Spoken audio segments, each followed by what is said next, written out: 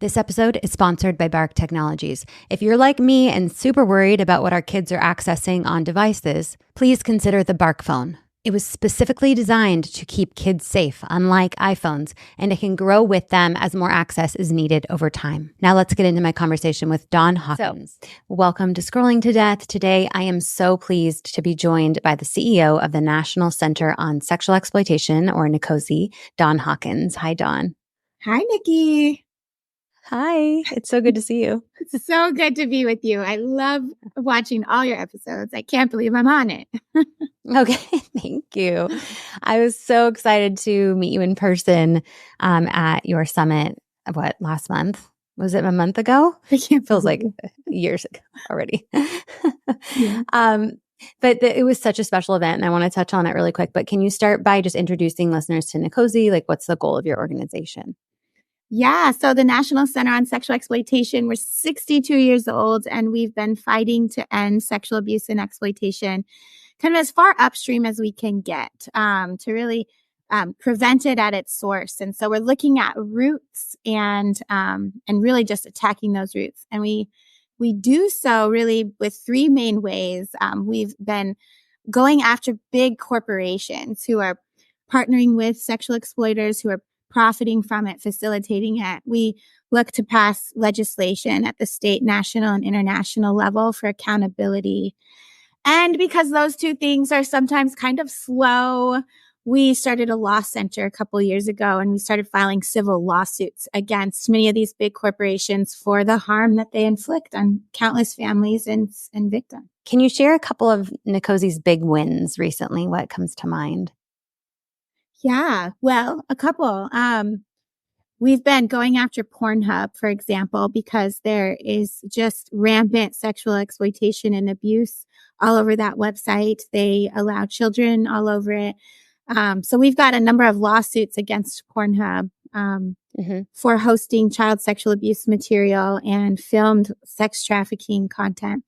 So those lawsuits are like in the thick of it. They're moving through the court system.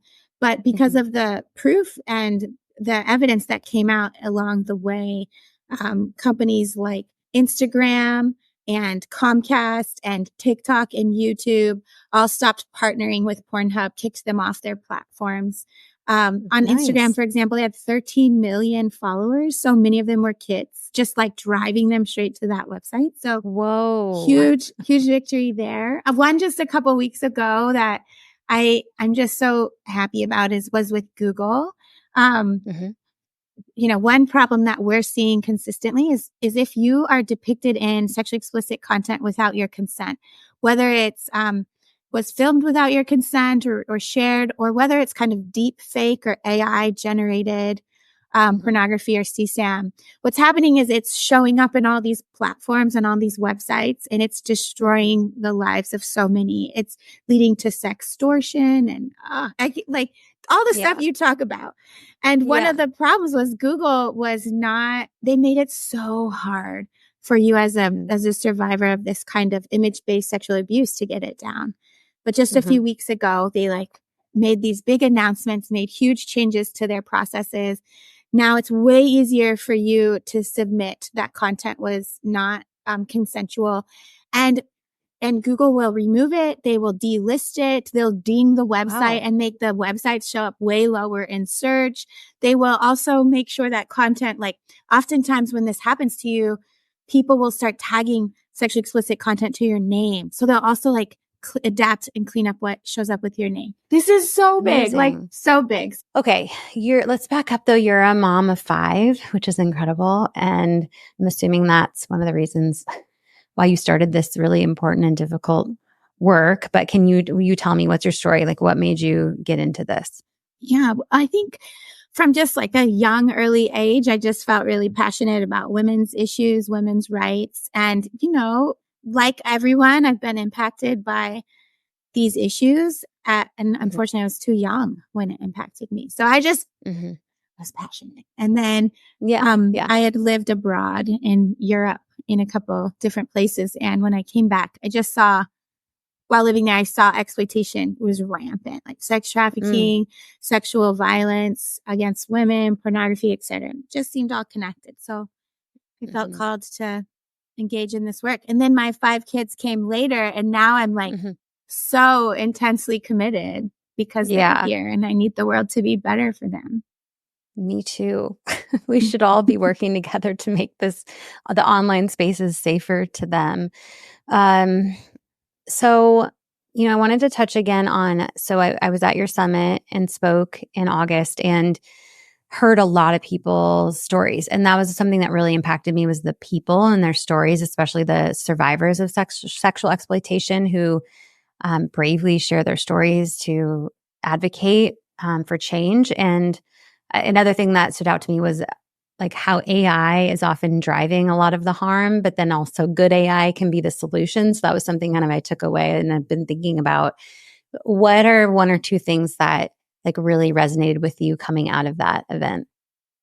Yeah. Well, I think the most was the hope and the optimism that we can use this technology to just scale solutions like we have never seen before. I mean, just today I was using an AI tool to just do something that would have taken hundreds of hours. And wow. I cannot wait for the project that will come as a result of it. But, I just see like we'll be able to find and help and identify victims quicker. Law enforcement can scale like what maybe they could manage, for example, targeting 10 kind of predators online at a time. Now they'll be able to target hundreds. That is just so encouraging. And there's really good people who are feeling called to develop that technology. So amazing. That's exciting. Yeah. But then on the flip side, I mean, the technology is being used equally or more rapidly to scale the harm. But what I took away from the summit, I'd say, is that we can do something about it. Like we know we are not just standing on the sidelines watching kind of hopelessly. We know what's happening. We're, trying to keep up as much as we can. And there's so many of us willing to step up and fight. So hope on both sides. Yeah, the hope and our voices matter. Like the work that you guys do makes real change. And we'll get to at the end. I want to just inspire parents to like do something with our voices, and we can talk about specifically what parents can do. But I wanted to just get your thoughts on a couple of the headlines these last couple weeks regarding big tech, and feel free to skip if you don't have a comment on any of these. But so these are things that I've been updating parents on. I think it's important for parents to understand like what's going on in the world of social media and big tech, because these are often the platforms that we're letting our kids use, and there's some really scary stuff happening on them. So Telegram is an end-to-end encrypted messaging app, and the CEO, Pavel Durov, was just arrested in Paris for kind of facilitating a lot of bad things on his platform, like child exploitation and the sharing of CSAM and money laundering and all these crazy things. But what do you think about CEOs being held liable for facilitating harm to children on their platforms? What do I think about holding CEOs accountable? Well, I mean, when they build platforms completely without our safety in mind, they're allowing youth on their platform. They know what's happening, and they're doing nothing about it. They should be held accountable. All they want is money.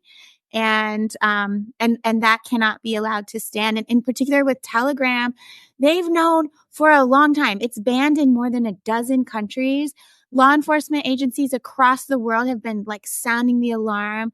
We've had them on the Dirty Dozen list for a couple of years. Cybersecurity analysis, there's like endless investigative journalism pieces.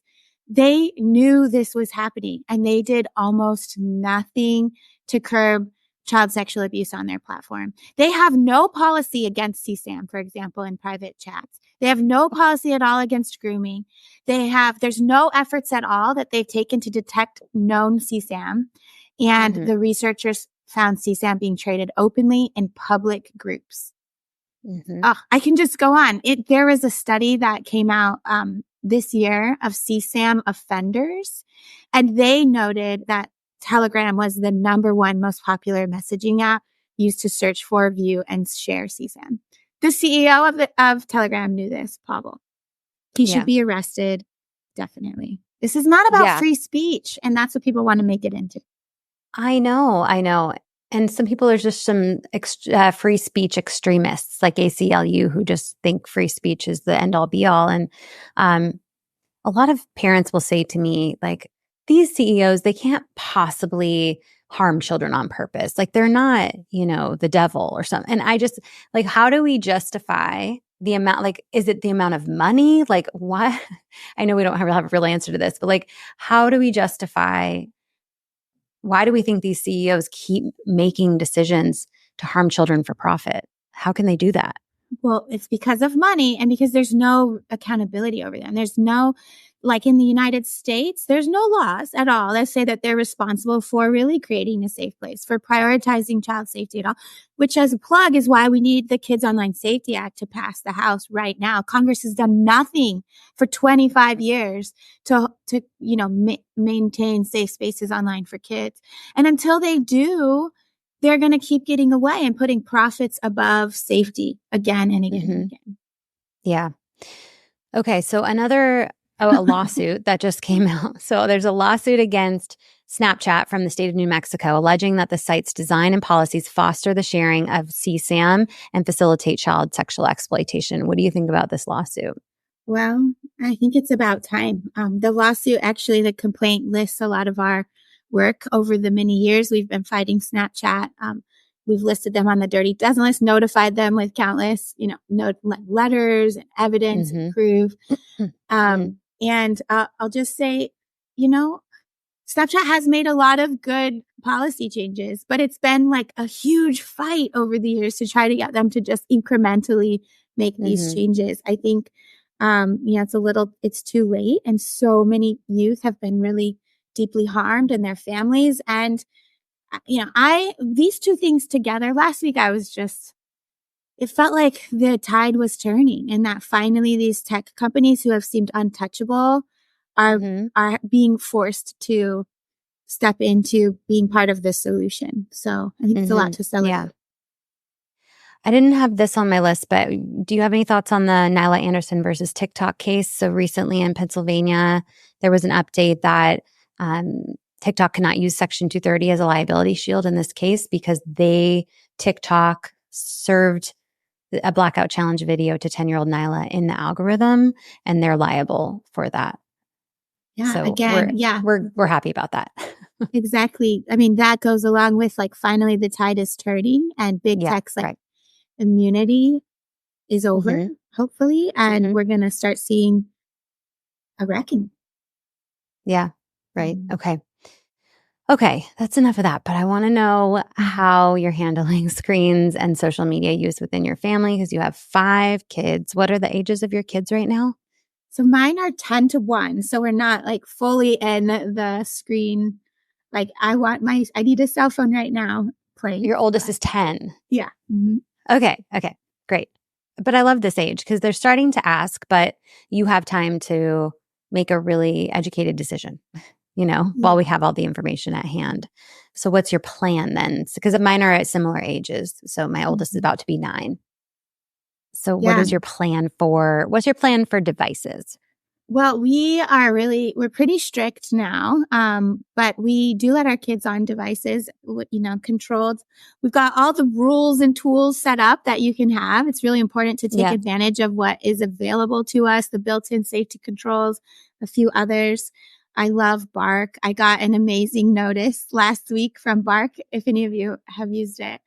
My son was searching something, thankfully not about the things that we fight, but it led to the most amazing conversation about online bullying. Jumping in here to tell you guys a little more about the Bark phone and the Bark monitoring app.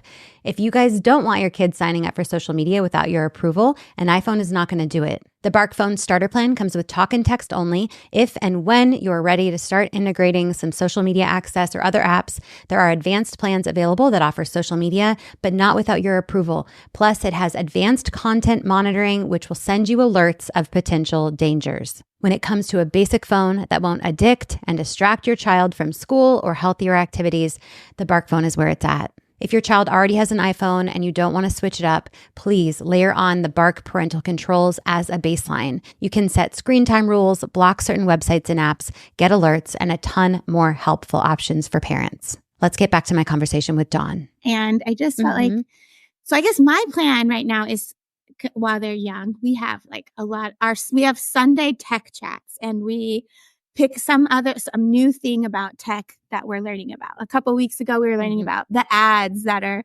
the algorithms that serve ads to us. And the kids were like astounded to understand how that works. And I'm just convinced that them knowing more about those things is important. But yeah, we have restricted use, locations, time. But I really think that we should let our kids on technology, and we should be there with them. We should be experiencing it with them. I think a lot of people are like, no social media ever till you're 18. And I think that's a problem. And most of the families that I've come to know who have really had really awful experiences online it's either because their parents were so strict that they were sneaking it, or sometimes because they were doing things their parents had no idea about, And so if somehow we could be in the middle, I don't know. Yeah, it's hard because I think that if you're going to let them use social media, they're going to get contacted by a sexual predator. And how are they going to handle that? Have you prepared them? They're probably going to see eating disorder content. How is that going to affect them? They're probably, setting those strict time limits so the addictiveness of the platforms doesn't take hold. So I think there's just a lot of important conversations to have in preparation, and constant conversations. I love the Sunday tech talks to kind of touch base and open conversations around that. Now, you guys have your Dirty Dozen list, and you can tell me about that, but are there specific social media platforms that your kids, you're like, they're never getting that? Yeah. I don't know which one I ever will let them on. I know I will. I know, that's what I'm saying, right. But at this point, I'm like, none of them. And that's why we're working so hard, Nikki, to clean them up. Yeah. Because, but I can't see like Snapchat ever being okay. TikTok, even though they've made like some really significant, huge victory, like progress in online safety, I can't see my kids ever being on TikTok unless we're sitting right next to each other laughing at the dance videos together, Yeah.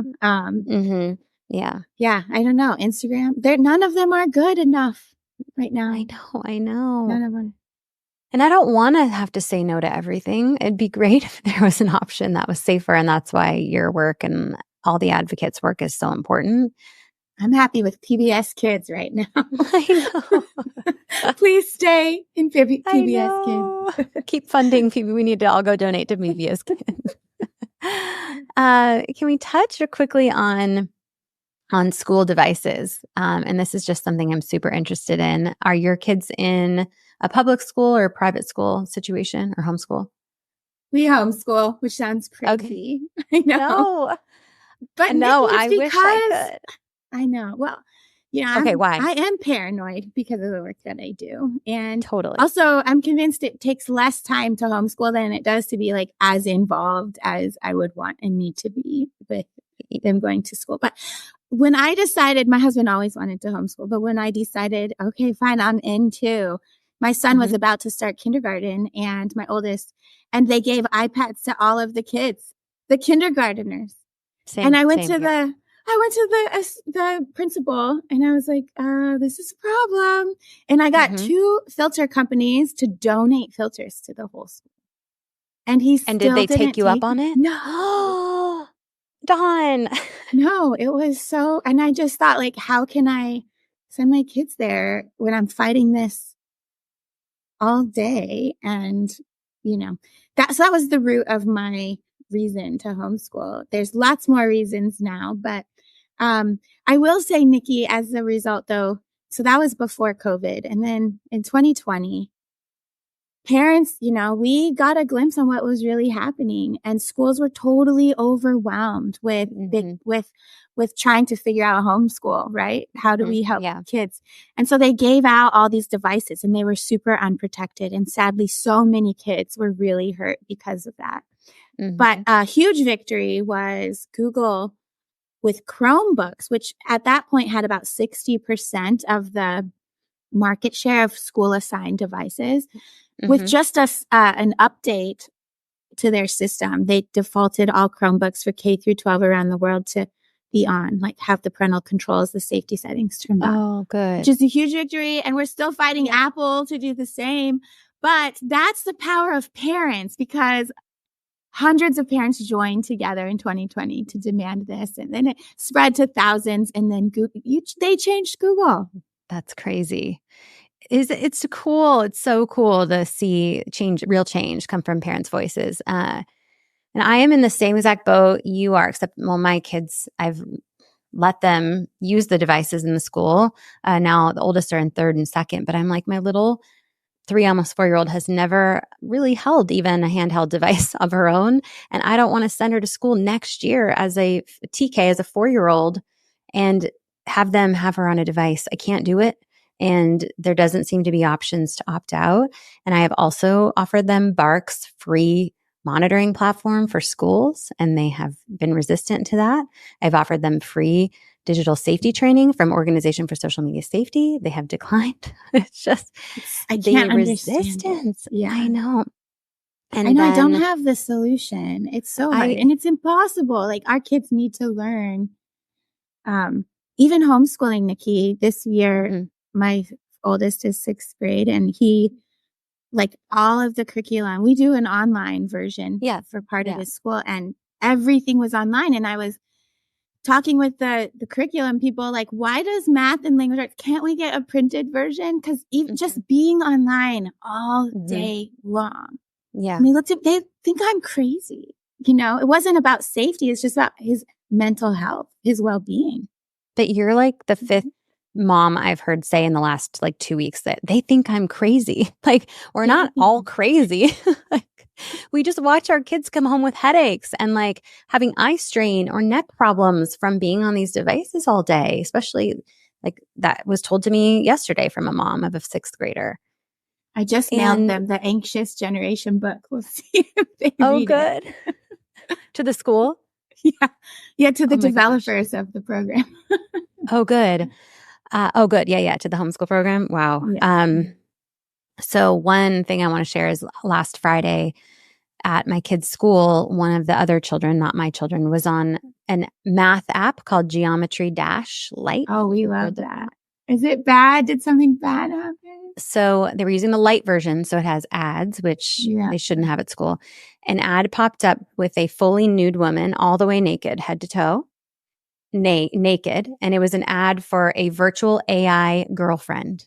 So Geometry Lite. And then I posted about that on Instagram, and there's tons of parents saying, yeah, I saw that too. Yeah, that app has horrible ads. Nikki, oh my gosh. Okay, let's fight this. Also, my kids love that ad, and now that game. But Nikki, the problem there is also Apple. I mean, why does Apple allow ads in the rated 4 age plus apps for adults? And why are they allowing sexually explicit content in the age 4 apps? This is a problem with Apple too. The app is allowing ads that I don't think the app developers are deciding which ads play. Apple is deciding. That's what our research is showing. And this is also why we need to hold Apple accountable. And the App Store has so many problems. Most importantly, they had all these nudifying apps, Nikki. Yeah. Did your Meta? Oh gosh. Did you see that Meta has been advertising the Nudify apps on Facebook and Instagram? But we're going after LinkedIn for that, and LinkedIn stops them. But now Meta is. See, this is why we need policy, because we're just playing whack-a-mole. We're just playing whack-a-mole. Totally. Yeah. Oh, Dawn, it's a lot. But you guys, when we join together, we win. We do. I know this is overwhelming to talk about all the bad. Yeah. But it's so obvious that it's wrong, it just needs someone speaking up for it, because these companies are just trying to get away with it and make money off of it for as long as they can until someone slaps their hand, and then they stop doing it. And it sucks that it's constant and ever, the whack-a-mole game. But again, why we need legislation. So what legislation are you supporting right now that is going to be important forcing these companies to make safer decisions for our children? Well, the Kids Online Safety Act is the most critical. It must pass right now. So past the Senate, we're before the House right now. Congress hasn't done anything in 25 years. This one will make significant strides towards getting tech to design with safety in mind. And then we'll continue, from there. But I'm sorry, I'm like still stuck on Meta and Instagram running the notifying apps. Yeah, I'll send you a snapshot of it afterward. Please, yeah. It must be overwhelming for you because like you have the team and the resources to make changes, but it's like, how do you stay focused because there's too many things. You can't do everything. So how do you weed through it?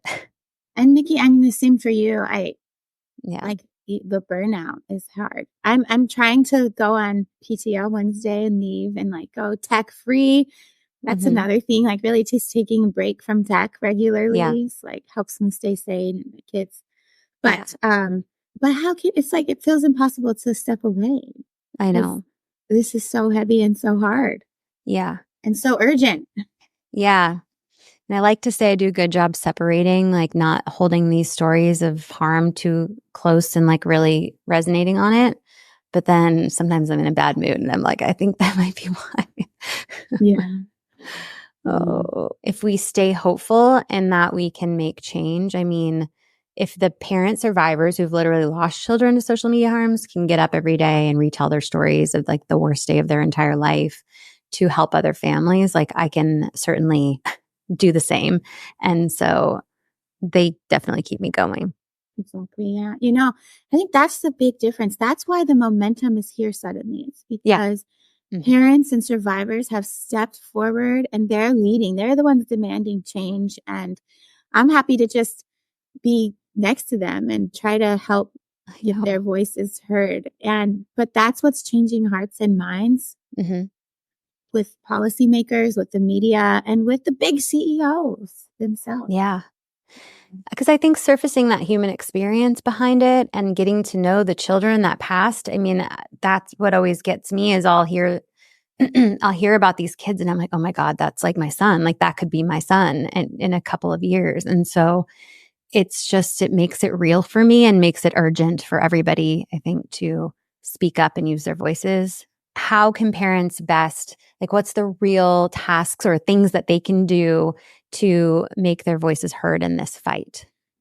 I think we as parents often put the burden on ourselves to try to protect our kids and we feel like we have to do it all alone. And then it's so overwhelming and it's so much. It's too much. We can't do it. And I just want to tell parents, like, you're not alone in feeling those feelings and you're kind of being gaslit. It's like, your tech is saying this is your job, parents, but they have taken away your power in building these platforms that totally hurt our children. So what I want to tell parents is, your voice, our voices joining together can make a difference and will change these big mega corporations. And we're winning.